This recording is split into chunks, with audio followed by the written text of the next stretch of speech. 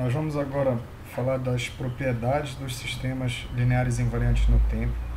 E o que é interessante é que, como uma resposta ao impulso consegue caracterizar esses sistemas, então todas as propriedades que antes a gente havia estudado num contexto geral, causalidade, a linearidade, estabilidade, etc., a gente vai poder agora mapear todas essas propriedades para uma análise da resposta ao impulso, ou seja, olhando para a resposta ao impulso a gente vai poder falar bastante sobre os sistemas, ou tudo sobre os sistemas, melhor dizendo. A gente vai poder dizer todas as propriedades que eles carregam, observando sua resposta ao impulso. Então aqui é só um slide de resumo, né, de revisão. A gente tem para qualquer valor, para qualquer sinal x, a possibilidade de decompô-lo como impulsos, né, deslocados no tempo, escalados, e isso mapeia também para a integral de convolução, de tal maneira que por linearidade e invariância no tempo você tem a soma de convolução ou a integral de convolução dando a resposta do sistema Lie a qualquer entrada. Então, as propriedades da própria convolução em si, a gente já citou a comutatividade, então tanto faz fazer o x convoluído com h, como h vezes o convoluído com x. Então, os dois exemplos que nós fizemos anteriormente, que estão aqui, podem ilustrar isso. Você pode trocar o papel de ambos e vai dar o mesmo resultado algébrico. Além de ser comutativa, a convolução ela também é associativa. Então, você pode, na hora que tiver um encadeamento de 3 convoluções, o x convolui com H1, que convolui com H2, você pode primeiro calcular essa convolução do H1 com H2 e depois o resultado dessa fazer a convolução do x com o resultado. Ou você pode associar de maneira distinta, fazer primeiro a convolução do x com H1 e depois o resultado convolui com H2.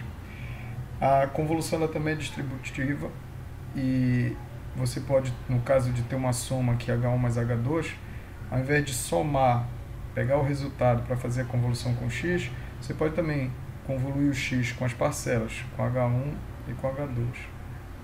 Isso é representado no diagrama de blocos, mostra que você pode trocar, né, a gente já falou sobre isso, trocar os papéis do x com h, e a gente também pode manipular os diagramas de bloco onde há, por exemplo, uma sequência de H1 convoluído com H2, a gente pode inverter pela associação e comutação, a gente pode inverter de tal maneira que esse resultado seja obtido passando primeiro o x pelo H2 e depois pelo H1.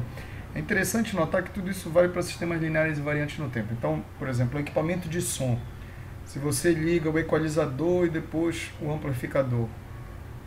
Mas vamos supor que o amplificador, principalmente quando o volume está alto, tenha uma não linearidade. Ou seja, ele não seja linear completamente, tenha uma não linearidade devido à eletrônica. Se você então inverter, o resultado já pode não ser mais o mesmo. Na verdade, genericamente não será mais o mesmo. Então todas essas propriedades elas são válidas quando o sistema é linear e invariante no tempo. Uma outra propriedade é a distributiva, né, que permite então que eu faça as somas do H1 com H2 para obter um sistema equivalente a esses dois. E aí agora a gente então vai fazer uma revisão de o que antes foi estudado para sistemas genéricos, como memória, se o sistema tem ou não, invertibilidade, para o caso específico de sistemas lineares invariantes no tempo. Então, uma coisa interessante no aspecto de memória, determinar se o sistema tem ou não memória, é que se o sistema não tem memória, ele apresenta como resposta ao impulso apenas um impulso centrado na origem e com uma determinada área que pode ser diferente de 1, pode ser K, por exemplo.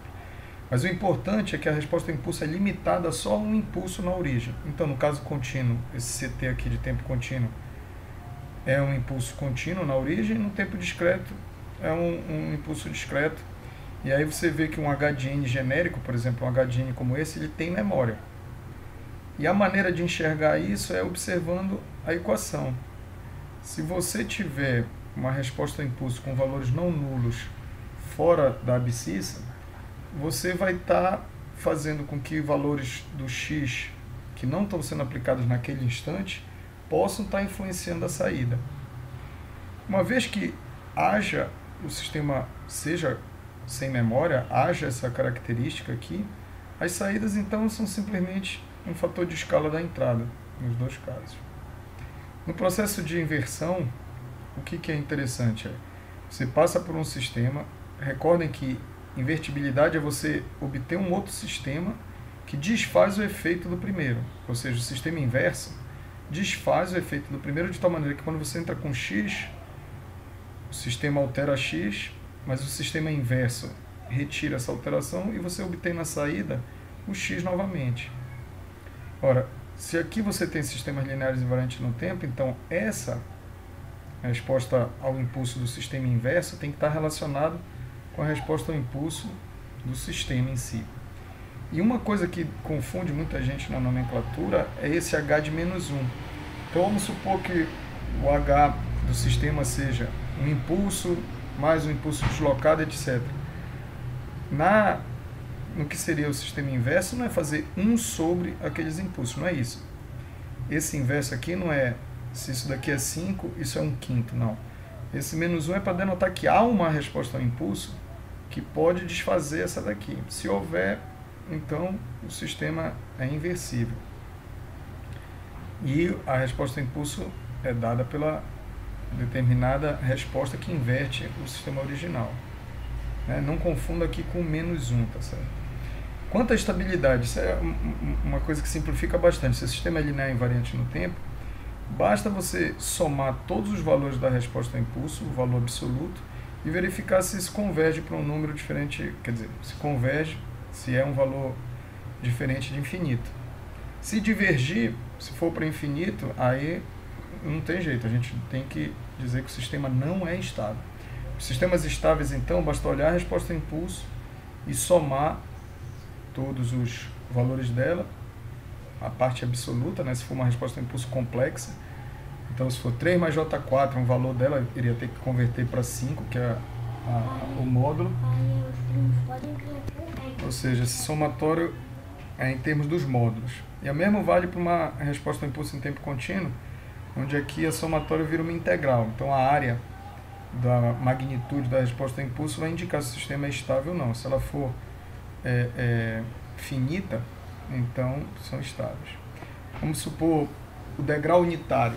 Se você integrar a área que fica do degrau unitário é infinita. Então, uma resposta ao impulso que seja um degrau unitário é de um sistema que não é estável. Ele não tem estabilidade BIBA, ou seja, para uma entrada que é limitada, ele pode sair com um sinal que é ilimitado. Uma outra propriedade dos sistemas lineares invariantes no tempo é o que aqui é chamado de resposta à entrada zero. A ideia é, se o sistema é lit, uma entrada zero tem que gerar uma saída zero. Isso pode ser visto aqui, olha.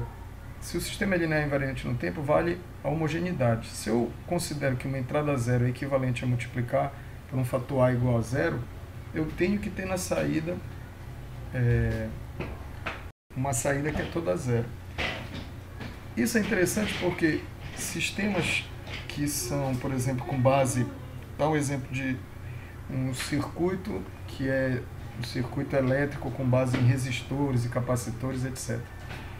Esses circuitos tipicamente são passíveis de serem modelados como lineares invariantes no tempo.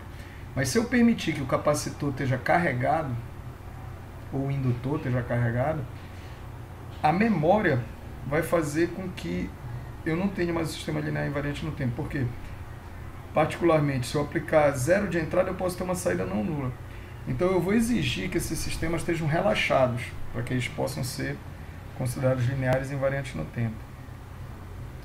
A causalidade, que é uma propriedade mais difícil de provar, no caso de um sistema genérico, ela é muito mais simples de visualizar no caso de sistemas lineares invariantes no tempo.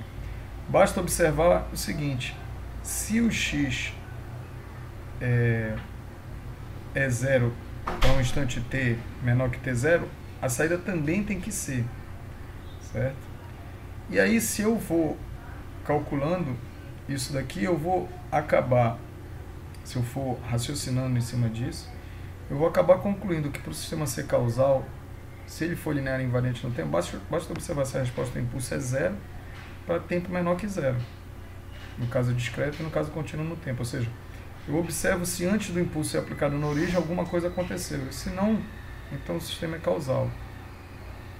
E aqui tá indicações de como raciocinar isso olhando as formas. Olhando um acumulador, certo? A gente vai tomar, para observar essas propriedades todas, o exemplo do acumulador. A resposta à saída do acumulador é dada pela somatória de todos os valores da entrada até o instante que está se observando a saída, o enésimo.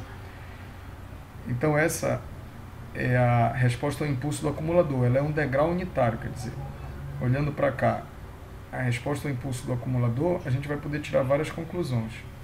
A primeira coisa é que ela é diferente de um simples impulso na origem. Então é um sistema que tem memória, ele memoriza. A outra é que a resposta ao impulso é zero para valores negativos de zero. Então ele é causal, pode-se concluir que ele é causal. Como a gente havia citado, se eu somar todos os valores, isso dá infinito, converge. Isso daqui não convergindo para um valor, então que seja finito, então o sistema é não estável, um acumulador é não estável. Eu posso colocar uma entrada pequenininha e ele divergir para uma saída que não tem limitação. E aí agora eu posso observar através dessas manipulações que o inverso do acumulador, o sistema inverso do acumulador, notem só, de novo, a KH elevado a menos 1 não é para fazer 1 sobre U de N, isso não tem razão, não tem sentido uma sequência 1 sobre U de N, mas que acabaria indo, se a gente fosse seguir isso daqui ao pé da letra.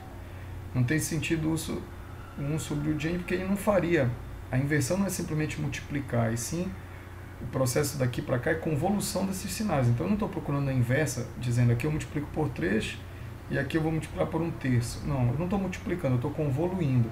Então eu tenho que buscar quem que convoluído vai me dar um efeito total de ter um impulso. Então, na verdade, essa resposta ao impulso são dois impulsos. O delta de n menos o delta de n menos 1. A maneira de chegar aqui, eu não estou comentando agora, mas basicamente dá para observar que isso aqui é a resposta ao impulso de um diferenciador. Então, se eu tenho aqui um acumulador, eu faço a diferenciação, então é como se a derivada cancelasse a integral que um acumulador provê, e aí eu tenho como uma resposta global apenas um impulso unitário. Certo? Um outro exemplo é um sistema como esse, y de n menos alfa y de n, ele tem uma realimentação, vejam, a saída, e aqui eu estou assumindo que ele está initial rest, significa que as condições dele iniciais são zero, ou seja, ele está relaxado, rest aqui de relaxado, e por ele estar relaxado, ele é um sistema linear invariante no tempo. Então, por exemplo, se o valor de y de n1 fosse menos 5, ou 4, ou 3, representando alguma energia armazenada ali naquele sistema, já não seria mais linear invariante no tempo. A resposta ao impulso desse sistema é essa, a elevado a n U de n.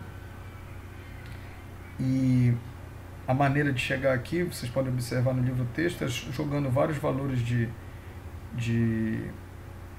para vários valores de n, né, calculando a saída, considerando que o x de n é um impulso.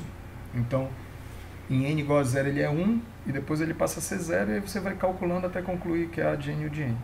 Mais tarde no curso a gente vai poder chegar nessa resposta a impulso usando outras ferramentas, tipo transformada a z. Mas o fato é, dada essa resposta a impulso, o que se pode concluir sobre memória? A gente pode ver que ele tem memória, porque ele não é nulo para valores de n diferentes de 0. Mas ele é causal, porque o de n aqui garante que a resposta a impulso seja 0 para valores negativos de n. E a estabilidade dele vai depender de se eu somar isso daqui, convergir ou não. Então, usando aquela fórmula da soma de uma progressão geométrica, aqui a razão é A, se essa razão for menor que 1, essa soma vai convergir. E aí, se ela não for para infinito, então o sistema é estável. Mas se esse A aqui fosse um valor maior que 1, por exemplo, 3, vejam os números quais seriam. Seriam 1, 3, 9, ou seja, números cada vez maiores. Na hora que eu somasse, isso iria para infinito e aí o sistema seria instável. Então depende do valor de A, nesse exemplo. E aqui tem um outro exemplo, ao invés de uma equação de diferenças, tem uma equação diferencial. A resposta ao impulso dela é dada por E elevado a menos 2t de t. E tudo que a gente falou para cá vale também para cá, em termos de memória. Ele tem memória, ele é causal e a estabilidade dele aqui é garantida como é 2. Esse E elevado a menos 2t vai ser uma exponencial decrescente e vai convergir a integral dos valores absolutos dela. Bem, então esse aqui eu não vou comentar agora, e a gente ficaria por aqui. Então essas seriam as propriedades dos sistemas lineares invariantes no tempo, e como a gente comentou, a gente pode observar essas propriedades a partir da resposta ao impulso.